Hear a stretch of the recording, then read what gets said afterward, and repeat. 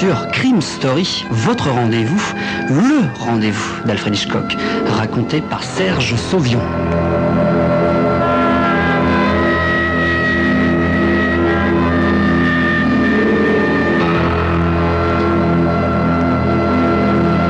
Avec aujourd'hui, On empoisonne à toute heure de Jacques Ritchie. Nora Merrick verse 3 petites cuillerées du liquide marron dans le verre d'eau et remue délicatement. De ses yeux verts et glacés, elle examine le résultat, hésite un bref instant et ajoute une cuillerée de jus de citron concentré. Puis, tout en remuant encore une fois, elle emporte le verre dans la chambre où son mari est alité, soutenu par 2 oreillers et feuilletant distraitement un magazine. « Qu'est-ce que c'est que ça encore ?» fait-il avec mauvaise humeur. « Ton médicament, Harold. » Il laisse tomber son magazine d'un geste exaspéré. « Oh, enfin, Nora, tu sais bien que le médecin ne m'a prescrit aucun médicament.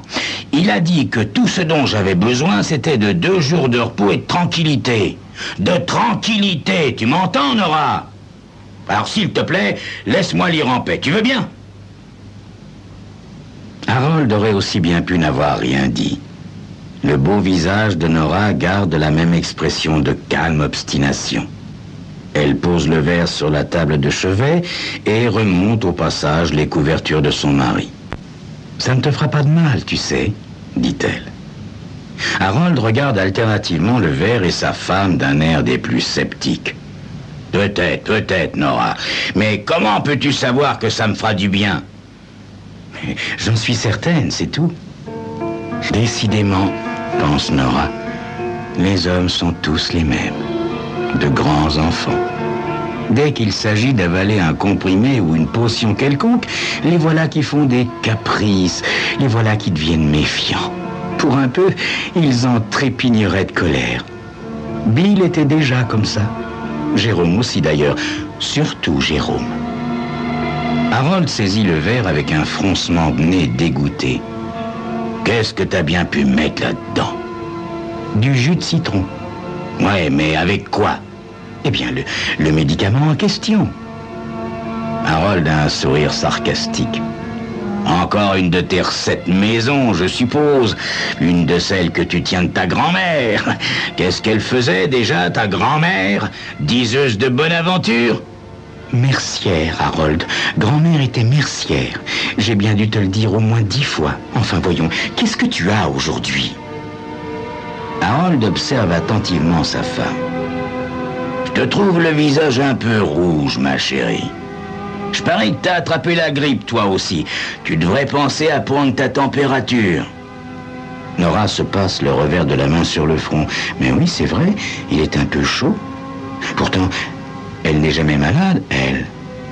Cette constatation a l'air de tant la contrarier que le sourire de son mari se fait plus sarcastique. « Eh ben, dit-il, bois mon verre. Tu sembles en avoir plus besoin que moi. Ça te fera beaucoup de bien, tu verras. » « Non, répond froidement Nora. Je m'en préparerai un autre plus tard. Harold fixe son verre un moment d'un air songeur, puis le repose sur la table de chevet.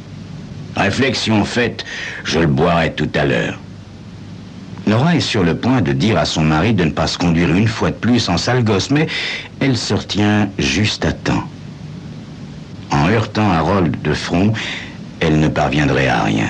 « Bon, dit-elle, mais je reviens dans un quart d'heure, et d'ici là, il faudra que tu aies bu ton verre jusqu'à la dernière goutte, n'est-ce pas, Harold ?» Harold se replonge dans la lecture de son magazine sans répondre. Nora n'insiste pas. Elle tourne les talons avec un petit haussement d'épaule et va à la cuisine faire la vaisselle. Le lieutenant Parson est en train de fouiller dans le tiroir du haut de son bureau. Lorsqu'il a enfin pêché un paquet de cigarettes froissées, il se tourne vers son collègue. « Quelle adresse disiez-vous déjà ?» Le sergent Blanchard a un mouvement d'impatience. « 714 Jefferson Street. » Parson donne un petit coup sec sur son paquet de cigarettes pour en faire sortir une qu'il allume paisiblement. « Vous faites bien partie du secteur de Saint-Louis, sergent, n'est-ce pas ? Oui, lieutenant. J'ai suivi leur piste d'abord jusqu'à Cincinnati, ensuite ici. Mais naturellement, j'aurai besoin de votre aide pour procéder à leur arrestation. Parsons s'enfonce dans son fauteuil en regardant nonchalamment par la fenêtre. Tiens, on dirait qu'il va pleuvoir. Blanchard toussote d'un air un peu gêné. Dites, lieutenant, vous ne croyez pas qu'on ferait mieux d'y aller? Parsons souffle sans se presser la fumée de sa cigarette. Impossible pour moi avant d'avoir vu le patron. Les yeux de Blanchard se tournent de manière significative vers la porte du fond. C'est là son bureau? Le sergent a l'air si comique à se dandiner comme ça d'un pied sur l'autre que Parsons grimace un sourire. Mais détendez-vous un peu, mon vieux, et ne vous faites pas tant de bile. Le patron ne sera pas là avant 10 bonnes minutes au moins. Vous n'espériez tout de même pas qu'on allait pouvoir filer tout de suite au 714 Jefferson Street pour se faire offrir un verre. Il écrase soigneusement sa cigarette dans le cendrier et ouvre son bloc-notes. Selon les renseignements que vous m'avez fournis, sergent, nos 2 tourtereaux ne sont mariés que depuis 6 semaines. Ça ne leur a pas laissé beaucoup de temps pour s'installer et souscrire une bonne assurance. À mon avis, il se passera rien avant un certain temps.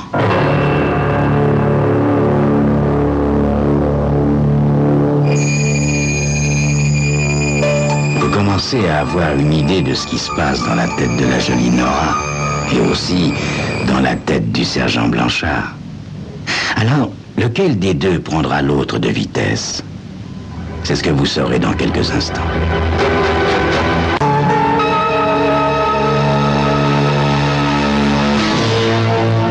Dans la cuisine, Nora vient de ranger la dernière assiette dans le placard.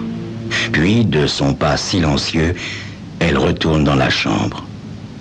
Sur la table de nuit, le verre est toujours plein. Harold tourne une page de son magazine en étouffant un bâillement. Rien au courrier ce matin? Pas grand-chose, Harold. Des prospectus, la facture du plombier. Ah oui, il y avait aussi une lettre de la compagnie d'assurance. Qu'est-ce qu'ils nous veulent encore? Oh, rien de particulier. Ils nous signalent simplement que nos polices sont prêtes et nous souhaitent la bienvenue dans la région. Pure formalité, en fait. Harold sourit. Mais c'est parfait, ça.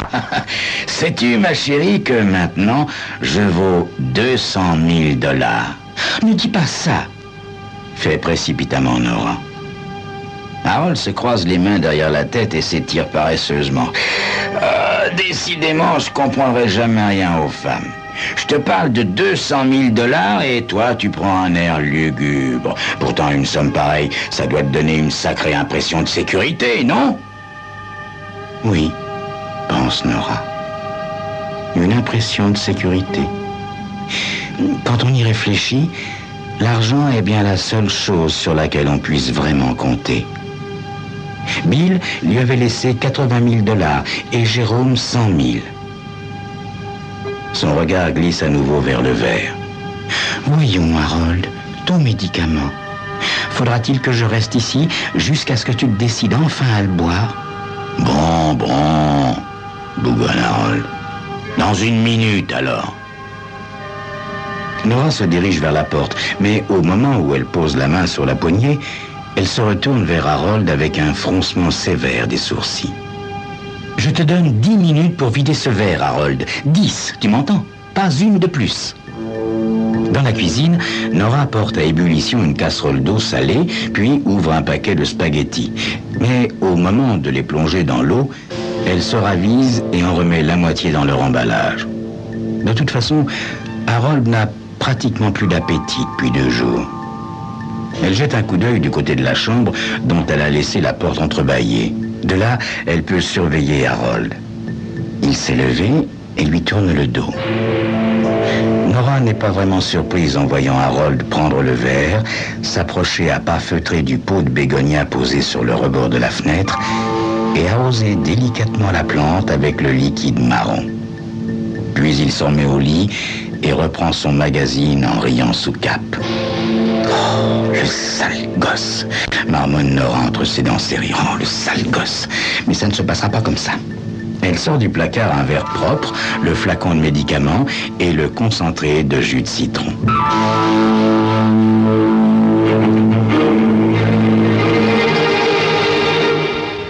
Parson et Blanchard se dirigent vers la voiture dans le garage en sous-sol du commissariat de police. La tête du mécanicien émerge du capot ouvert. « Pas tout à fait prête, lieutenant. J'en ai encore pour un petit quart d'heure. Mais si vous voulez, vous pouvez en prendre une autre en attendant. Vous me la ramènerez ce soir. » « Non, fait Parson. Je l'aime bien, moi, cette vieille bagnole. On va attendre, n'est-ce pas, Blanchard? On va s'installer dans le petit bureau à côté et fermer la porte pour être au calme. » Blanchard ne répond pas.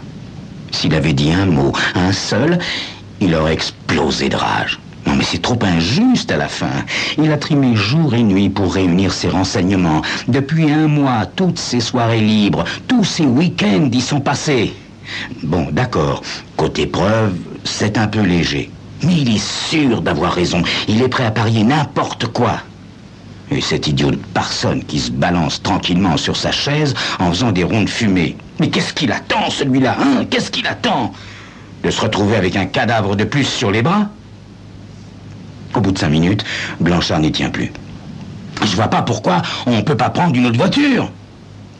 Vous, sergent, vous allez nous faire un ulcère à l'estomac dans pas longtemps, dit Parson. Mais faites comme moi, mon vieux.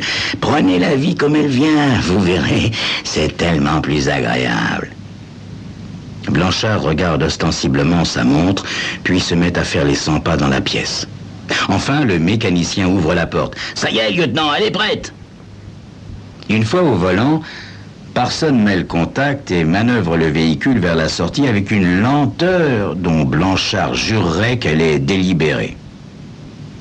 Ils ne sont qu'à 2 rues de Jefferson Street quand Parson demande « Hé, et si on allait se taper un sandwich et un petit café ?» Blanchard crispe les poings sur ses genoux. « Non !» hurle-t-il presque. « Non, non et non !» Nora est de retour dans la chambre avec le nouveau verre plein. Harold la regarde avec des yeux d'enfant martyr. « Encore un médicament ?»« Pas encore un, » dit Nora. « C'est ton médicament. Tu sais, j'ai très bien vu ce que tu as fait de celui que je t'ai apporté tout à l'heure. Si les bégonias n'en meurent pas, ils auront bien de la chance. » Harold rougit, l'air penaud. « Mais, Nora, si ça tue les bégonias, je vois pas comment ça pourrait me faire du bien à moi. » « Ce qui convient aux êtres humains ne convient pas forcément aux plantes, » répond Nora. « Bois et qu'on n'en parle plus. » Harold prend le verre d'un air soumis. C'est à ce moment-là que retentit la sonnette de la porte d'entrée. Nora ne bouge pas. Elle élève simplement un peu la voix. « Harold, bois ton médicament immédiatement. »« Ah, je peux pas l'avaler d'un coup, Nora. Ça va me rendre malade.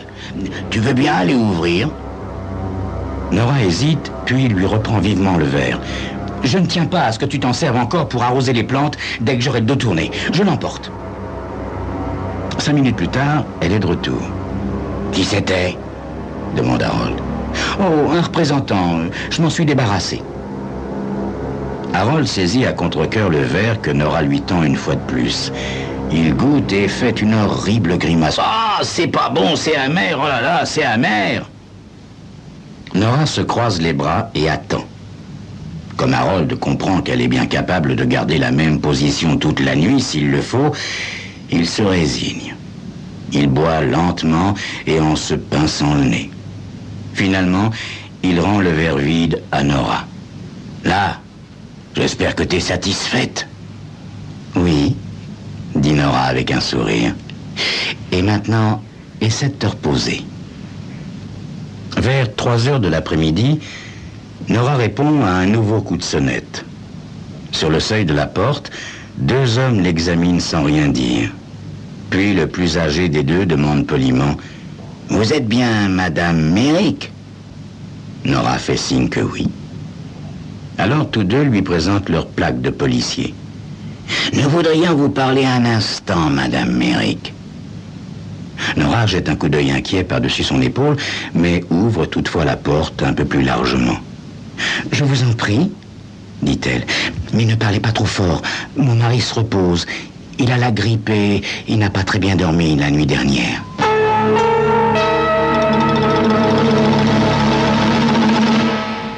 Il est près de 8 heures du soir quand Nora se lève du fauteuil d'où elle n'a pas eu la force de s'extraire depuis des heures. Elle tâte son front. En effet, elle doit avoir la grippe, et sûrement même une grippe carabinée.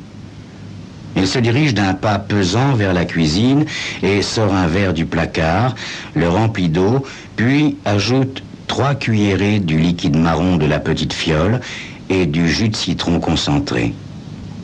Oh, c'est vrai que c'est un peu amer, se dit-elle avec une petite grimace. La prochaine fois, j'ajouterai un peu de sucre pour voir. Tout en buvant ce mélange pas très appétissant, elle va vers la fenêtre. Le nez contre la vitre, elle regarde la pluie tomber sur le jardin.